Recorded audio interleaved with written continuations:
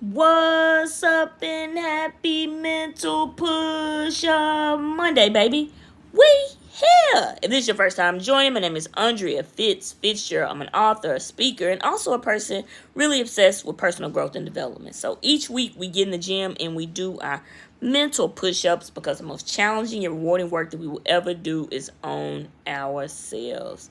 So y'all, we back again. We back again. Listen, we staying consistent. Y'all, I almost forgot about my mental push-up, but listen, we still here, okay? I'm just being honest with you. So the title of today's mental push-up is The Power of the P, and not the one like Jay-Z and Jay-Z had many years ago. The power of the, we ain't gonna go there. But we're gonna talk about the power of the pause. That P. Pause, right? So I was inspired I was inspired by this because yesterday I had the opportunity to go to this self-giving workshop with Dr. Precious Boyle. And shout out, y'all see it, Me University ball, y'all better get one of these. Y'all see I'm rocking the shirts. I'm all up in that thing. But anyway, so the premise of the event was to help you, like the holidays, we start thinking about giving to other people and different things like that. But the purpose was like, okay, really you want to think about yourself, like things you need to feel fulfilled and full so that you have the capacity to give to other people, but really also stand aligned in your values. And the key takeaway for me from the conference, one of the things that really resonated was the power of the pause.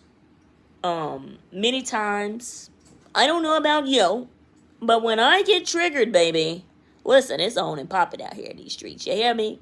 You hear me? It's on and popping.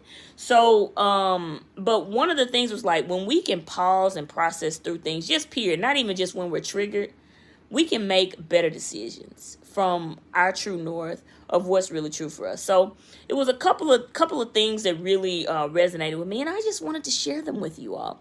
So I think one of the things that we're talking about was like when we do get activated, like we have our amygdala.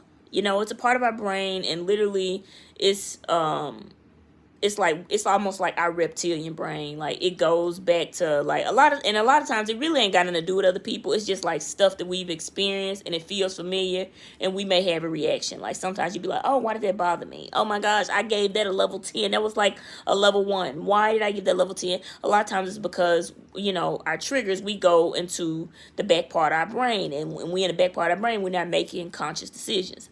So as I thought about that, it was a couple of things that I started to see was like it's really a benefit in just taking space before you make any decision, and really before when you're interacting with people, because I think sometimes for ourselves, like we think, oh, I got to respond right now. That was one of the things that she highlighted. Like we think sometimes like, oh, this person sent me this text message, I need to respond right now. Oh, this person said this to me, I need to clap back right now. But really it's not that. It's like you really want to take time and really think through who you are, what's going on before you give people a response. And I thought that was just like, that was like really key for me. Like, and I know that. I feel like I know that consciously, in theory. And I know when I do it, it freaking works. But sometimes, hey, it's hard out here. It's a new skill.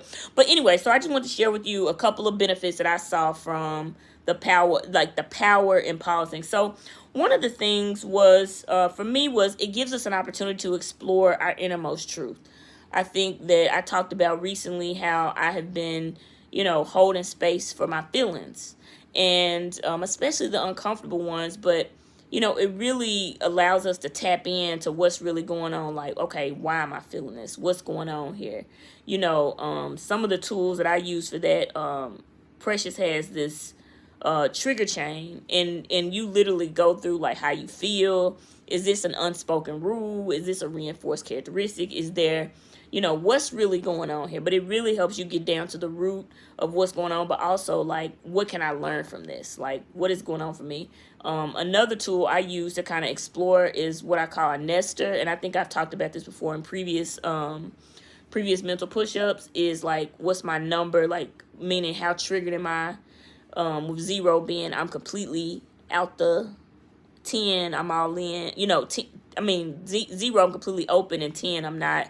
What emotion, what sensation am I feeling? What thoughts am I having? What meaning am I making of that? And what resource can I use to get back in my body? But I think that's like a really good resource, but it just gives us information. I think also when we pause, it gives us an opportunity to take responsibility and make a conscious choice. So, you ever said, yo, you made me do this to you. You made me. Yeah, that's just like so not true. No one makes you do anything. And it really gives us an opportunity to choose from what's really true for us. It's not about other people. I think that was like the biggest thing that I got from that. Like, we can look at how other people behave and expect them to be differently, but at the end of the day, it's about you being in alignment to what's really true for you, which leads to the last benefit of it, is it gives you an opportunity. When you take that pause, you get an opportunity to stay in alignment with what's really true for you. Because like people gonna do what they do. And I think I find that, like, even like with social media and stuff, people commenting on how other people live in their life and stuff like that. It's like, really, who cares, right? Why does it bother me what someone else is doing? But really, it's about us being true to ourselves. Like, I think I talked about several mental push-ups ago about how oftentimes when we're frustrated with ourselves, it's because, like, who we know we are and our actions don't line up. And when we allow the external things outside of us, people, experiences, to get us off of what's our true values, then that's when it feels a little off. Like my top values, what I found were freedom, creativity, and growth. Those things really matter to me. When I get off my center, when I don't stand in, when I allow the external environment to impact how I show up, after you feel bad, you be like, dang, I didn't mean to go off like that, and then you feel bad after because you were not in your values. Like, freedom is, I can manage myself regardless of what's going on around me. You know what I mean? So, it just gives you an opportunity to be in true alignment to what's really important to you, like your values, and you being true to you, because you have made a conscious choice, and you have not allowed the external environment to shape how you show up. And I think that was the biggest thing for me. And I think the last thing I think that I took away from that, like, this is not a skill that you're just gonna acquire tomorrow. I think it's something that I got from, was like, it's just something you just have to continue to practice so that it becomes automatic. Like, I think about, I used to couldn't make left hand layups, and the more that I practiced it, the better I got at it, because it was automatic after a while. I didn't have to think about it. And I think the same is true for these things. I think it's just it's emotions, it's feelings, it's stuff like that. So it's a little bit more complex, but yeah, it's so important to pause. So I just challenge you. I want you to drop in the comments, do you normally take time to pause before you respond to people? Or are you more of a reactor? Like, I know I can be a reactor. I'm going to be honest, guys. I react.